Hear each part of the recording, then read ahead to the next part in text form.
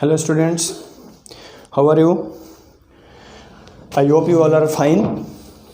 I am going to start a new topic named Plantae.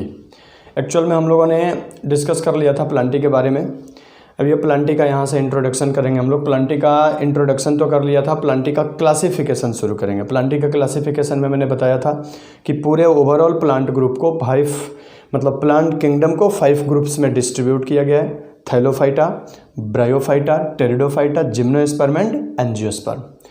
हम लोगों इसमें से जो सबसे फर्स्ट जब डिस्कशन करेंगे that is called Thallophyta.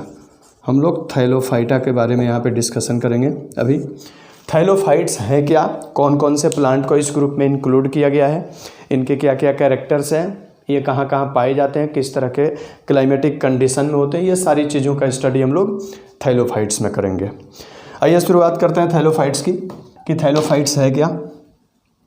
Actual में थैलोफाइट्स को ये बोला जाता है कि thallophytes are group of plants that have undifferentiated plant body. इसलिए इनको बोलते भी ग्रीक वर्ड थैलो मीन्स होता है थैलस, या ये कह लो थैलोइड बॉडी. थैलो का मतलब क्या कहेंगे, थैलोइड. Phyta means plant. अब ये थैलोइड है क्या, थैलोइड को ये बोला जाता है कि those plant body that have dorso ventrally flattened structure. ये भी बोला जाता है कि dorso ventrally flattened structure is called thallus. वो स्ट्रक्चर जिसमें दो सरफेस हो, एक डोर्सल हो और दूसरे वेंट्रल हो. ये मान लो सपोज दैट वेंट्रल सरफेस हो गया और ऊपर वाला जो हो गया वो डोर्सल सरफेस हो गया. तो जो डोर्सल सरफेस होता है इसका वो फोटोसिंथेटिक होता है क्योंकि क्लोरोप्लास्ट होता है इसमें. तो ऊपर वाला जो रीजन है ये क्या है, डोर्सल सरफेस है, डोर्सल सरफेस. ठीक है. और जो नीचे वाला सरफेस है दैट इज वेंट्रल सरफेस. ये जो है वो है वेंट्रल सरफेस. वेंट्रल सरफेस दो सरफेस हो गए, डोर्सल और वेंट्रल. डोर्सल जो होता है वो फोटोसिंथेटिक होता है, वेंट्रल स्टोरेज रीजन का काम करता है. अभी ये बोला भी जाता है कि thallophytes are those plant in which roots, stem, leaves, flowers and fruits are absent. भाई अब ना रूट है, ना स्टेम है, ना लीफ है, ना फ्लावर है, ना फ्रूट है, फिर क्या है, तो इसमें थैलस है. अब थैलस क्या है, तो thallus dorso ventrally flattened structure है. जैसे अब एग्जांपल के तौर पे मैं एक एल्गी का डायग्राम बना देता हूँ, क्लेमाइडोमोनास. अब इस क्लेमाइडोमोनास को देख करके हम किधर से देखेंगे तो लगेगा कि इसमें root, stem, leaf, flower, fruit है. ये यहाँ पे कॉपसेप्ट क्लोरोप्लास्ट होता है, पायरिनोइड होता है इसमें, बीच में यहाँ पे एक न्यूक्लियस होता है इसमें, चारों तरफ से सेल वॉल होती है. अच्छा, सेल वॉल के ऊपर इसमें म्यूसिलेज की कवर होती है. अब इसमें किधर रूट, किधर स्टेम है, किधर लीफ है, किधर फ्लावर, फ्रूट है, कुछ नहीं है. तो इसमें क्या है, तो जो ऊपर वाला रीजन है ये तो डोर्सल हो गया जो दिख रहा है, और इसके अंदर पीछे वाला रीजन 3D अगर इसका इमेजिन करेंगे तो इसके अंदर वाला जो रीजन होगा वो वेंट्रल होगा, उसमें स्टोरेज होगा और ये फोटोसिंथेसिस का काम करेगा. इसके चारों तरफ से क्या रहेगा, तो म्यूसिलेज की कवर रहेगी. ये म्यूसिलेज क्या करेगा, तो पानी में इसको डिजॉल्व गलने से या इंडोस्मोसिस से प्रोटेक्शन करेगा. तो ये थैलोइड प्लांट बॉडी होती है. तो इसमें ध्यान रखना उस प्लांट ग्रुप को रखा गया है जिनकी प्लांट बॉडी अनडिफरेंशिएटेड होती है, यानी root, stem, leaf, flower, fruit में डिफरेंशिएटेड नहीं होती है. हायर प्लांट में भी देखते हैं तो हम लोग बोलते हैं कि ये रूट सिस्टम है under the ground, shoot system है अबव द ग्राउंड. इसमें ऐसा कोई सिस्टम नहीं होता है. तो इसलिए इनको थैलोफाइट्स, तो thallophytes is a group of autotrophs that have thalloid body. ये याद रखिएगा. तो थैलोइड बॉडी क्या है, तो dorso ventrally flattened structure, dorsal surface is photosynthetic region, ventral is functions as storage region. तो ये थैलोइड होते हैं. अब इनके कैरेक्टर्स देखते हैं. जनरल कैरेक्टर ऑफ थैलोफाइटा जो हर तरह के एल्गी में पाया जाता है उसको बोलते हैं जनरल कैरेक्टर. है ये जनरल कैरेक्टर ऑफ थैलोफाइट्स. देखते हैं एल्गी में कौन कौन से जनरल कैरेक्टर्स पाए जाते हैं. अगर जनरल कैरेक्टर की बात करें तो सबसे पहले एल्गी को ये बोलते हैं कि algae are group of autotrophs that have wide range of variation, adaptation, cell structure. बहुत ज़्यादा हर चीज़ों में ये वाइड रेंज में पाए जाते हैं जनरल कैरेक्टर. अब जनरल कैरेक्टर में ये देख लेते हैं कि एल्गी क्या होते हैं. ध्यान रहे सिंगुलर होगा तो एल्गा बोलेंगे, प्लुरल एल्गी होते ही है. Algae are unicellular. ये क्या होते हैं, यूनिसेलुलर होते हैं. यूनिसेलुलर के अलावा क्या होते हैं, मल्टी सेलुलर भी होते हैं, यूनिसेलुलर, मल्टी सेलुलर। इसके अलावा फिलामेंटस, फिलामेंट की तरह होगा, जैसे एल्गी में फंजाई में था फिलामेंटस। कुछ कॉलोनियल होते हैं, कॉलोनी बना के रहते हैं। कुछ जो होते हैं वो टेरिस्ट्रियल, वो तो है, आगे बताएंगे उसको। कॉलोनियल, कॉलोनियल के अलावा ये कर सकता है unicellular, multi cellular, filamentous, colonial, parenchymatous. कुछ जो होते हैं वो ग्रुप में रहते हैं, पैरेनकाइमा टिश्यू की तरह, पैरेनकाइमेटस, स्यूडो पैरेनकाइमेटस। तमाम ये जनरल कैरेक्टर में आते हैं कि एल्गी में इतने वाइड रेंज ऑफ एडेप्टेशन के मतलब वेरिएशन होता है। कुछ यूनिसेलुलर होते हैं, कुछ मल्टी सेलुलर होते हैं, कुछ फिलामेंटस होते हैं, कुछ कॉलोनियल होते हैं, कुछ पैरेनकाइमेटस, स्यूडो पैरेनकाइमेटस, कई तरह के होते हैं। एक हो गया। दूसरा कैरेक्टर ये होता है कि algae are, most of the algae are aquatic.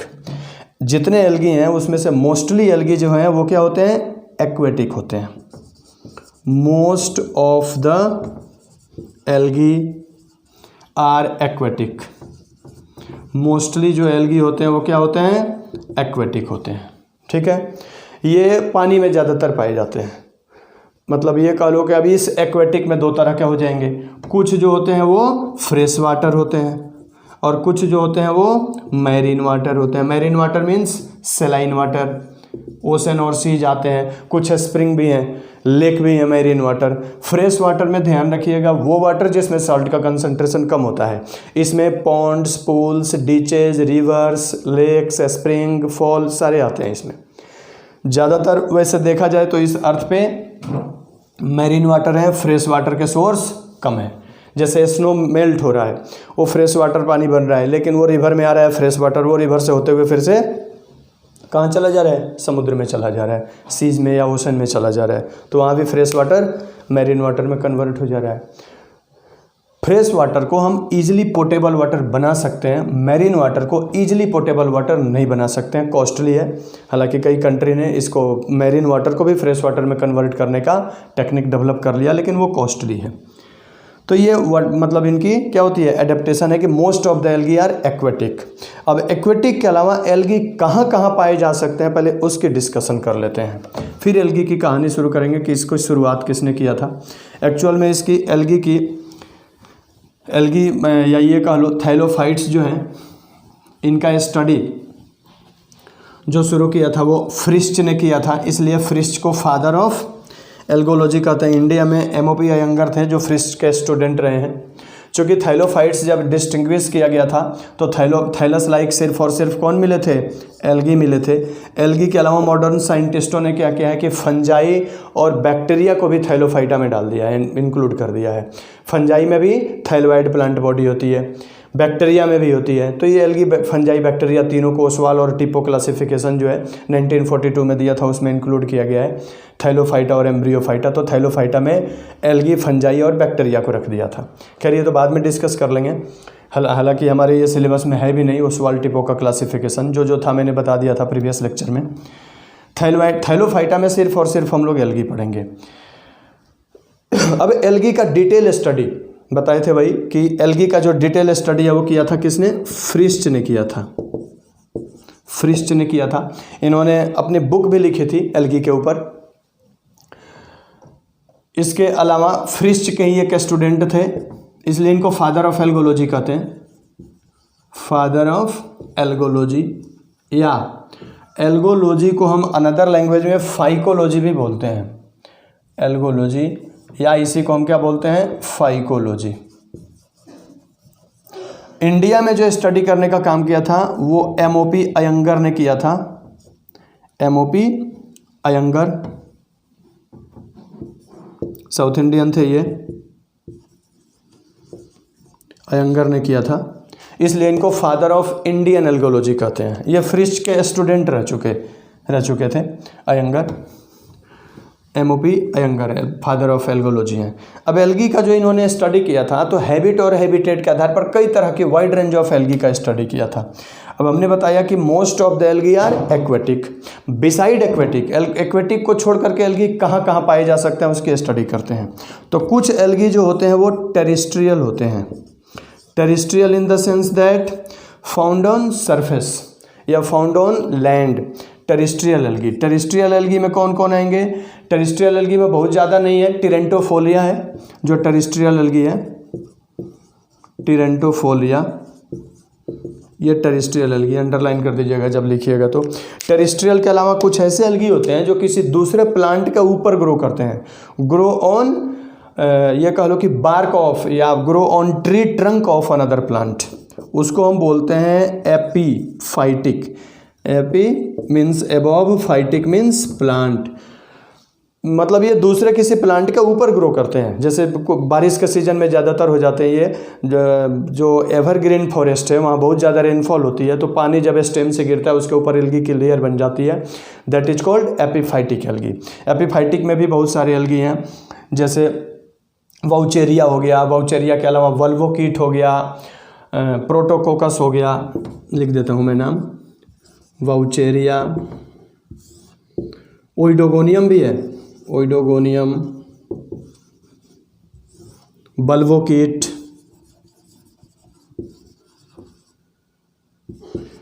वल्वोकीट, प्रोटोकोकस, ये सारे एल्गी जो हैं वो क्या हैं? एपीफाइटिक एल्गी हैं, दूसरे प्लांट के ऊपर ग्रो करते हैं। कुछ ऐसे होते हैं जो प्लांट के अंदर यानी कि उसके कॉर्टेक्स में, एंडोडर्मी मतलब कॉर्टिकल रीजन में या टिश्यूज के अंदर पाए जाते हैं, that is called endophytic. Epiphytic के बाद नेक्स्ट जो है वो है एंडोफाइटिक।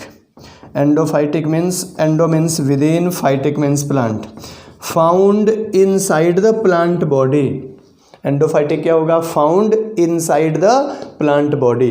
जैसे एग्जांपल के तौर पे कोलियोकीट है, कोलियोकीट है, ये कोलियोकीट जो होता है, कोलियोकीट नाइटिलम, नाइटिलम, ये नाइटिलम नामक प्लांट के अंदर पाया जाता है, उसके कॉर्टेक्स में पाया जाता है। ये कोलियोकीट नाइटिलम, ये उसके कॉर्टेक्स में पाया जाता है।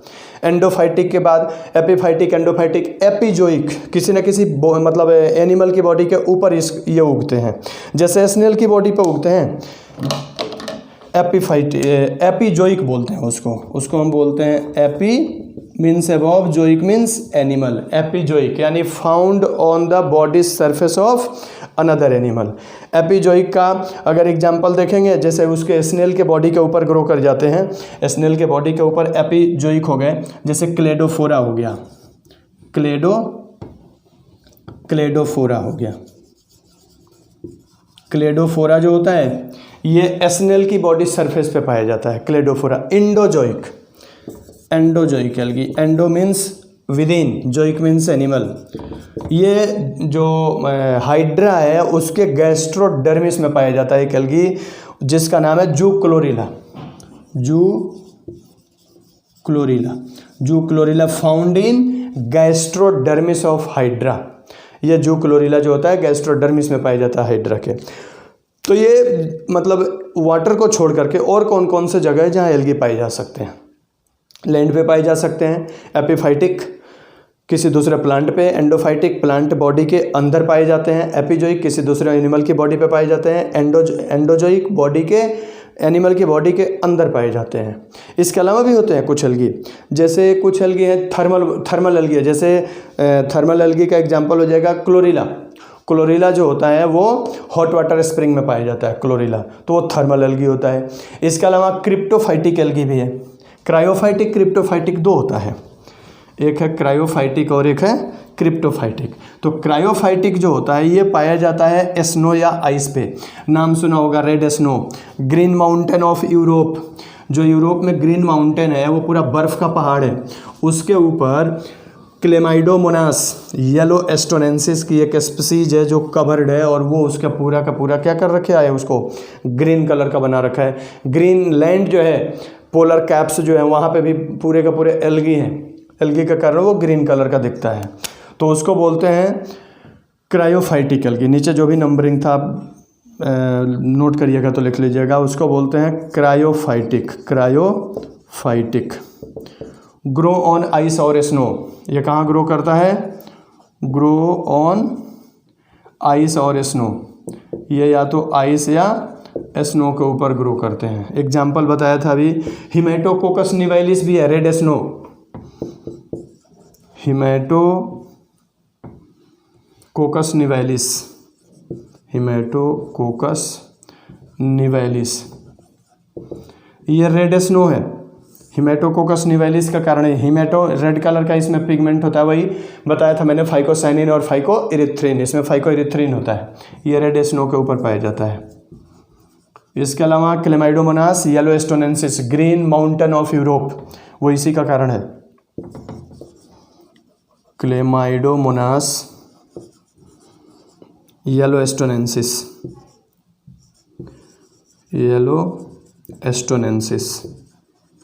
ये पाया जाता है ग्रीन माउंटेन ऑफ यूरोप, ये ग्रीन कलर का होता है ये। तो ये इसको बोलते हैं हम क्रायोफाइटिक एल्गी। एक होते हैं जिसको बोलते हैं हम cryptophytic, found on surface of soil, found cryptophytic बोलते हैं। क्रायोफाइटिक एंड क्रिप्टोफाइटिक में कंफ्यूज मत होइएगा, cryptophytic found on surface of soil. इसका एग्जांपल हो जाएगा वाउचेरिया। वाउचेरिया जो होता है वो मिट्टी के ऊपर पाया जाता है, सरफेस पे पाया जाता है, found on surface of soil, इसको बोलते हैं क्रिप्टोफाइटिक। इसके अलावा एक होता है saprophytic, found within soil, saprophytic, saprophytic found within soil, जैसे नोस्टक, एनाबेना, ये सब क्या होते हैं, मिट्टी के अंदर होते हैं। तो ये इतनी तरह के अलग अलग, जैसे उसमें मड में पाया जाता है, कारा नाम सुना होगा, ये मड में पाया जाता है जिसका नाम है कारा, स्टोन वॉर्ट भी बोलते हैं इसको, चारा, डोंट रीड इट चारा, इट इज कारा, स्टोन वॉर्ट बोलते हैं इसको। पॉन्ड के अंदर पाया जाता है स्पाइरोगाइरा, जिसको पॉन्ड सिल्क या पॉन्ड स्कम भी बोलते हैं, या डेड मैंस हेयर बोलते हैं। लगेगा कि एक क्रीम कलर का होता है, थ्रेड की तरह होता है, लगेगा कि किसी बूढ़े आदमी का वाइट हेयर है, इसलिए इसको डेड मैंस हेयर भी बोलते हैं, कारा स्पाइरोगाइरा को। पॉन्ड स्कम भी बोलते हैं या पॉन्ड सिल्क भी बोलते हैं स्पाइरोगाइरा, ये पॉन्ड में पाया जाता है। तो इस तरह से एल्गी अलग अलग तरह के, केवल एक्वेटिक ही नहीं होते हैं, इतनी जगह पे पाए जाते हैं। कौन कौन हो गए, तो टेरेस्ट्रियल हो गए, epiphytic, endophytic, epizoic, endozoic, क्रिप्टोफाइटिक, cryophytic, सैपोफाइटिक, ये हर जगह पे पाए जाते हैं एल्गी। मार्सी एरिया, मड हो गया, मार्सी एरिया, हर जगह पे एल्गी पाए जाते हैं। मैंने बताया भी था कि दुनिया का ऐसा कोई जगह नहीं जहाँ एल्गी ना पाए जाते हों, इसलिए बोलते हैं कि algae has cosmopolitan distribution. Cosmopolitan का मतलब क्या हो गया, वर्ल्ड वाइड डिस्ट्रीब्यूशन, दुनिया का ऐसा कोई जगह नहीं जहाँ एल्गी न पाए जाते हों, इसी को बोलते हैं वर्ल्ड वाइड डिस्ट्रीब्यूशन या कॉस्मोपॉलिटन डिस्ट्रीब्यूशन। तो ये था इसका हैबिट और हैबिटेट। अब आगे देखते हैं जनरल कैरेक्टर में। दो जनरल कैरेक्टर हुए, एक तो हो गया हैबिट में बता दिया मैंने, यूनिसेलुलर हो गए, मल्टी सेलुलर हो गए, फिलामेंटस हो गए, कॉलोनियल हो गए, ये तमाम याद रखना। दूसरा एक्वेटिक तो होते हैं, एक्वेटिक में दो हो गए, fresh water, marine water. Beside aquatic इतनी तरह के एल्गी होते हैं। अब आगे देखते हैं इसके नेक्स्ट जनरल कैरेक्टर में कि एल्गी की मतलब क्या क्या चीज़ें प्रेजेंट होती है, क्या क्या चीज़ें एब्सेंट होती है। तो नेक्स्ट जनरल जो कैरेक्टर है, जनरल कैरेक्टर है, उसमें ये बोलते हैं कि एक एल्गी ऐसा प्लांट ग्रुप है जिसमें जो मतलब क्या कहते हैं लाइफ साइकिल होती है वो हैप्लोन्टिक टाइप, डिप्लोन्टिक टाइप और हैप्लोडिप्लोन्टिक टाइप होती है। तीनों तरह की लाइफ साइकिल पाई। खैर इसको लास्ट में लिखते हैं, शुरुआत पहले हम करते हैं मैकेनिकल टिश्यू से, एम्ब्रियो से। ये भी कह लो कि एम्ब्रियोनिक स्टेज या embryo is absent, embryo is absent. Embryo क्या होता है, थाइलोफाइट्स में एब्सेंट होता है, एब्सेंट इन थाइलोफाइट्स। एम्ब्रियो नहीं बनता इनमें, क्यों, क्योंकि इसके जाइगोट में मियोसिस हो जाता है, बताया था मैंने, एम्ब्रियो एब्सेंट होता है। इसके अलावा vascular tissue, vascular tissue, vascular tissue like xylem and phloem, vascular tissue like xylem and phloem, ये दोनों के दोनों क्या होते हैं, एब्सेंट होते हैं। Xylem and phloem is absent, ये दोनों के दोनों क्या होते हैं, इसमें एब्सेंट होते हैं, ठीक है। Vascular tissue is absent. इसके अलावा mechanical tissue, mechanical tissue like parenchyma, collenchyma, tissue होते ही नहीं है तो मैकेनिकल टिश्यू तो भाई, जब ये यूनिसेलुलर मल्टी सेलुलर भी जो होते हैं उनमें टिश्यू नहीं होता, क्योंकि टिश्यूज तब बनेंगे जब मल्टी, बोला भी जाता है sales having common origin and function, इनमें सारे सेल्स के कॉमन ना तो ओरिजिन होते हैं ना तो फंक्शन होते हैं, इसलिए टिश्यू नहीं बनता है इनमें एल्गी में। अगर मल्टी सेलुलर एल्गी है भी तो उनमें सारे सेल के इंडिपेंडेंट फंक्शन होते हैं, जिसके कारण एल्गी में टिश्यूज एब्सेंट होते हैं। तो इसलिए बोलते हैं इसमें कि mechanical tissues are absent, mechanical tissues are absent. इनमें मैकेनिकल टिश्यू क्या होते हैं? एब्सेंट होते हैं, नहीं होते हैं। यानी जाइलम फ्लोएम पैरेन्काइमा, कोलोनकाइमा, स्क्लेरेन्काइमा, इन सब वजह से कोई टिश्यूज नहीं होता है, मैकेनिकल टिश्यूज आर एब्सेंट। इसके बाद ये बोलते हैं इसमें कि जो प्लांट बॉडी होती है इनकी काफ़ी सॉफ्ट होती है। जनरली या तो ये सबस्ट्रेटम से चिपके रहते हैं या फिर उठे रहते हैं। तो दो तरह का होता है, एक इरेक्ट सिस्टम होता है और एक प्रोस्ट्रेट सिस्टम होता है। तो ये बोल सकते हो इसको कि plant body is soft and having either erect system और प्रोस्ट्रेट सिस्टम और both, and having either erect system का मतलब जैसे अगर ये सेल हो गया तो ये अगर इस तरह से है तो इसको बोलेंगे हम प्रोस्टेट सिस्टम, ठीक है। अगर ये मान लो सपोज दैट इस तरह से ये सेल्स है तो इसको बोलेंगे हम प्रोस्टेट सिस्टम, ठीक है। और यही ऊपर अगर उठा हुआ ये सेल्स है तो इसको बोलेंगे हम इरेक्ट सिस्टम। तो इसमें दो तरह के सिस्टम होते हैं, एक इरेक्ट सिस्टम होता है और दूसरे प्रोस्टेट सिस्टम होते हैं। मतलब कुल मिला के एल्गी में ये दो तरह के प्लांट बॉडी होती है। थैलेवाइड होती है, थैलेवाइड में मल्टी सेलुलर होगी भी तो सॉफ्ट होगी due to absence of mechanical tissue, और इरेक्ट सिस्टम और प्रोस्टेट सिस्टम दोनों पाए जाते हैं। ये प्रोस्टेट सिस्टम है और ये इरेक्ट सिस्टम है। तो इस तरह की प्लांट बॉडी होती है। इसके बाद मैंने अभी बताया था कि इनकी जो लाइफ साइकिल होती है वो 3 तरह की होती है। जैसे मोस्ट ऑफ द एल्गी की लाइफ साइकिल जो होती है वो हैप्लोन्टिक होती है। मोस्ट ऑफ द एल्गी की लाइफ साइकिल हैप्लोन्टिक होती है। कुछ एल्गी ऐसे हैं जिनकी लाइफ साइकिल डिप्लोन्टिक होती है, जैसे फ्यूकस हो गया, और एक्सेप्शनल है वो। और कुछ की लाइफ साइकिल हैप्लोडिप्लोन्टिक होती है। तो ये बोल सकते हो कि life cycle are mostly haplontic. इनमें मोस्टली क्या होता है? हैप्लोन्टिक होता है। हैप्लोन्टिक, मोस्टली हैप्लोन्टिक होता है, याद रखना इस चीज़ को। बट इन सम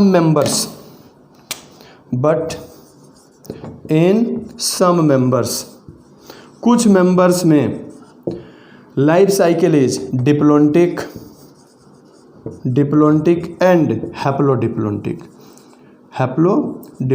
अब इसको जब हम पढ़ाएंगे green algae, brown algae, red algae, तो उसमें इसको डिस्कस कर देंगे कि हैप्लोन्टिक डिप्लोन्टिक कैसे हुआ, क्योंकि सबकी लाइफ साइकिल अलग अलग डिस्कस करने हैं।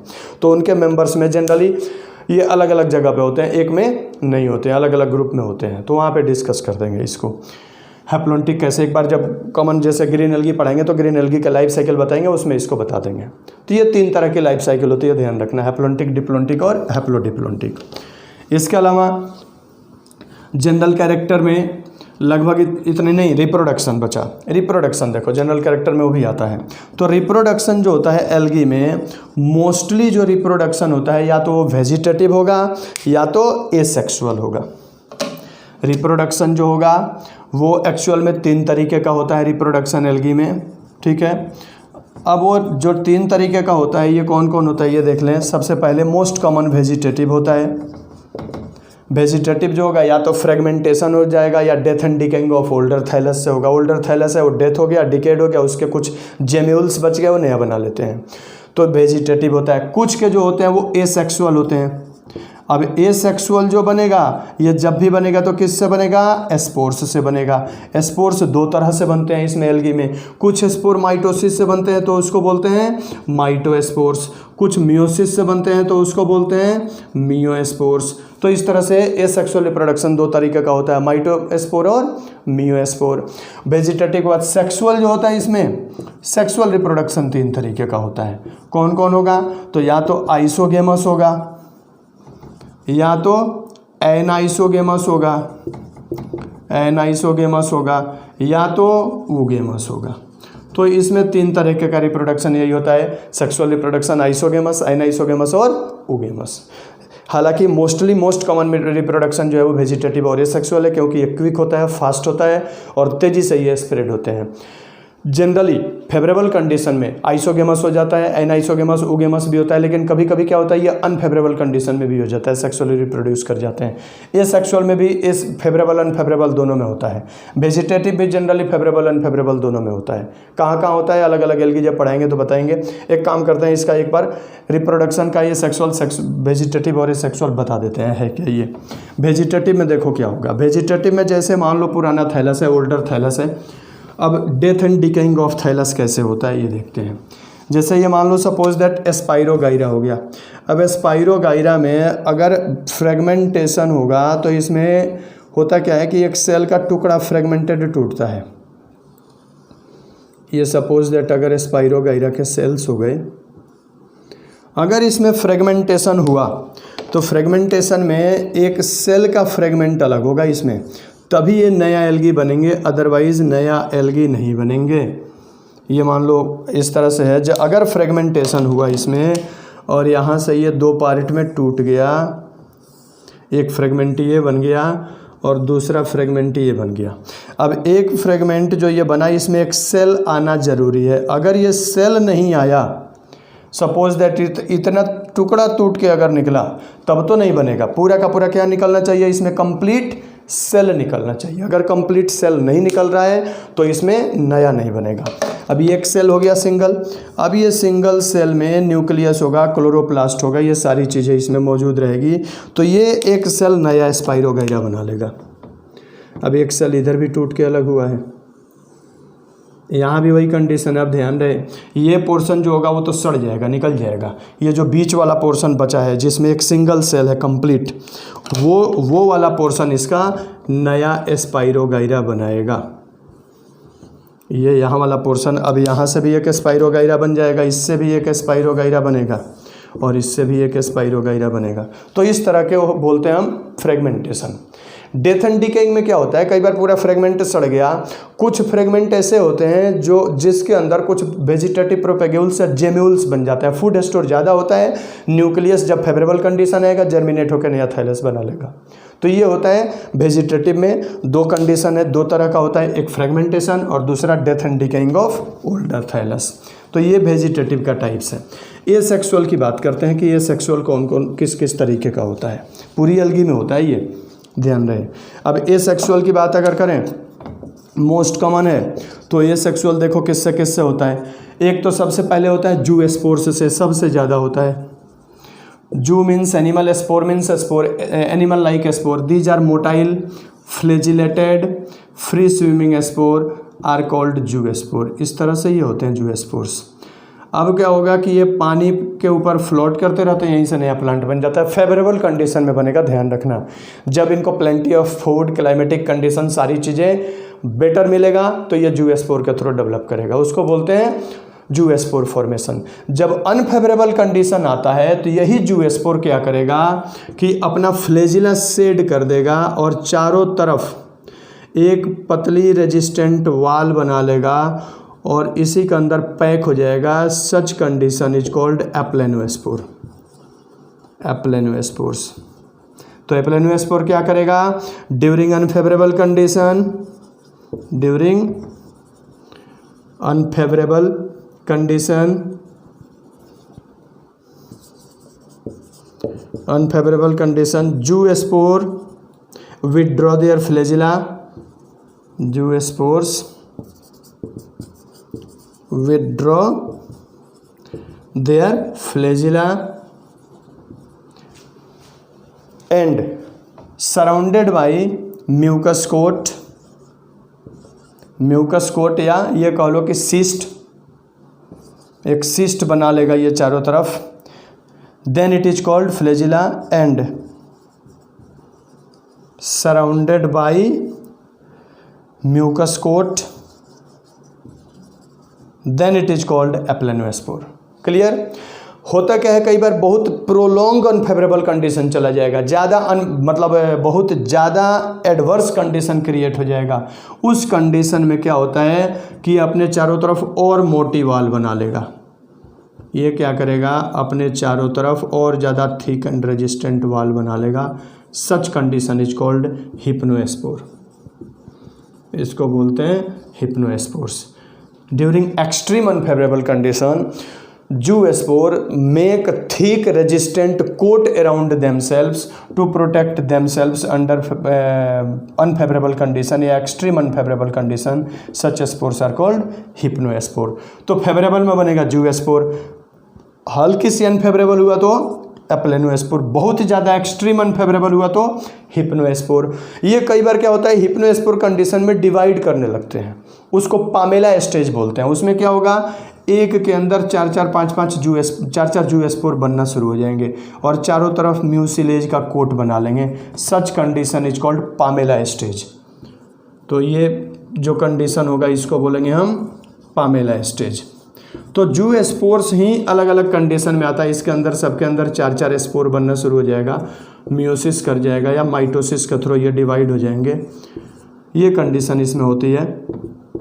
ये सब के सब अंदर न्यूक्लियस बन जाएगा इसमें. ये बाद में जब फेवरेबल कंडीशन आएगा तो ये सब के सब इसमें से निकल करके और एक एक जूस्पोर बना लेंगे. इसको बोलते हैं पामेला स्टेज. तो जो एसेक्सुअल रिप्रोडक्शन होता है वो 4 तरह के स्पोर से होता है. फेवरेबल कंडीशन में होगा तो जूस्पोर से होगा, हल्का सा अनफेवरेबल कंडीशन हुआ, स्लाइट अनफेवरेबल कंडीशन हुआ तो एप्लेनोस्पोर होगा, एक्सट्रीम अनफेवरेबल कंडीशन होगा तो हिप्नोस्पोर होगा, प्रोलॉन्ग अगर अनफेवरेबल कंडीशन चल गया तो पामेला स्टेज कर देगा. तो ये 4 तरह से इनमें एसेक्सुअल रिप्रोडक्शन होता है एल्गी में. कोई भी एल्गी हो, चाहे ग्रीन एल्गी हो, ब्राउन एल्गी हो, रेड एल्गी हो, तीनों में एप्लीकेबल होता है. ठीक है. अब देखते हैं सेक्सुअल. सेक्सुअल में क्या होता है कि सेक्सुअल थोड़ा सा अलग होता है. हालांकि इसको हम पैरासेक्सुअल साइकिल नहीं कहेंगे क्योंकि वो बैक्टीरिया में होता है. बैक्टीरिया में चूँकि इसमें गेमिट बनते हैं, गेमिट फ्यूज होते हैं, जाइगोट बनता है, जाइगोट में मियोसिस होता है और उससे फिर स्पोर बनते हैं. तो इसलिए सेक्सुअल रिप्रोडक्शन जो होता है इसमें वो एडवांस टाइप का होता है बैक्टीरिया से. तो सेक्सुअल रिप्रोडक्शन जो होगा बताया था मैंने 3 तरीके का होता है. एक होता है आइसोगेमस. आइसोगेमस में देखो क्या होता है. आइसो मीन्स होता है same, gamous means fusion. When identical gametes are fused then called isogamous. यानी कि इसमें क्या होगा देख लो. आइसोगेमस में दोनों के दोनों गेमेट जो होंगे वो एक समान होते हैं. दोनों के दोनों गेमेट्स मोटाइल होते हैं, इस तरह से होते हैं दोनों के दोनों गेमेट्स. और ये दोनों के दोनों आकर के क्या हो जाते हैं आपस में फ्यूज हो जाते हैं. फ्यूज हो जाएंगे और फ्यूज होने के बाद इनकी जो वाल होती है वो गल जाती है और दोनों का न्यूक्लियस जो है वो आपस में फ्यूज होकर क्या बनाएगा, जाइगोट बना लेगा. इस जाइगोट में होगा क्या, मियोसिस, जाइगोटिक मियोसिस होगा. और जाइगोटिक मियोसिस होगा तो इसके अंदर हैप्लॉइड जूस्पोर बनेंगे, 4 जूस्पोर बनेंगे. इन जूस्पोर में अंदर ही फ्लैजिला बन करके तैयार हो जाता है. जब फेवरेबल कंडीशन आती है तो इसमें से ये बाहर निकलते हैं और बाहर निकल कर के फ्री स्विमिंग करने लगते हैं और वहीं से एक नया एल्गी बना लेते हैं. अब ये क्या होगा, सिस्ट रप्चर होगा. इसको बोलते हैं जूस्पोरेंजिया. जिसमें बनेंगे उसको बोलते हैं जूस्पोरेंजिया. ये जूस्पोरेंजिया यहाँ क्या होगा, रप्चर होगा. और रप्चर होने के बाद ये जूस्पोर्स जो होंगे वो बाहर निकल जाएंगे और फ्री स्विमिंग करके न्यू ऑर्गेनिज्म या न्यू एल्गी बना लेंगे. ये जूस्पोर सिस्ट रप्चर हो गया यहाँ पे और ये सिस्ट में से जूस्पोर अब बाहर निकलना शुरू कर देंगे. तो ये कंडीशंस होती है आइसोगेमस में. अगर एन आइसोगेमस होगा तो देखो क्या होगा. एन आइसोगेमस में क्या होता है कि एक जो मेल गेमिट होता है वो स्मॉलर होता है और मोर एक्टिव होता है. फीमेल गेमिट जो होती है ये प्लस स्ट्रेन है, ये माइनस है. मेल गेमिट छोटा होगा और मोर एक्टिव होगा और जो फीमेल गेमिट होगी वो बड़ी होगी और लेस एक्टिव होगी. ये दोनों के दोनों, ये प्लस ये माइनस, दोनों के दोनों फिर फ्यूज होंगे और फ्यूज होने के बाद ये फिर से जाइगोट बनेगा. ये दोनों के दोनों यहाँ पे फिर फ्यूज हो गए और यहाँ पे फिर जाइगोट बनेगा इनका और जाइगोट से फिर एम्ब्रियो बनेगा. ये जाइगोट बन गया, जाइगोट से जूस्पोरेंजिया, ये कम कंडीशन हो जाएगा. और तीसरा होता है ऊगेमस. ऊगेमस में देखो क्या होता है. ऊगेमस में ये होता है कि मेल गेमिट मोटाइल होती है या मेल गेमिट मूवमेंट करता है और फीमेल गेमिट जो होती है वो नॉन मोटाइल होती है। प्लस और माइनस 2 स्ट्रैंड हो गए, इनमें दोनों में वही होगा, फिर से फ्यूजन होगा, फ्यूजन हो जाएगा और दोनों का न्यूक्लियाई फ्यूज होकर फिर से जाइगोट, जाइगोट से ज़ूस्पोरेंजिया बन जाएगा। तो ध्यान रहे, when fusing gametes are identical then called isogamous, when fusing gametes are unidentical, that is male gamete is more smaller and more active while female gamete is larger and less active, then it is called anisogamous.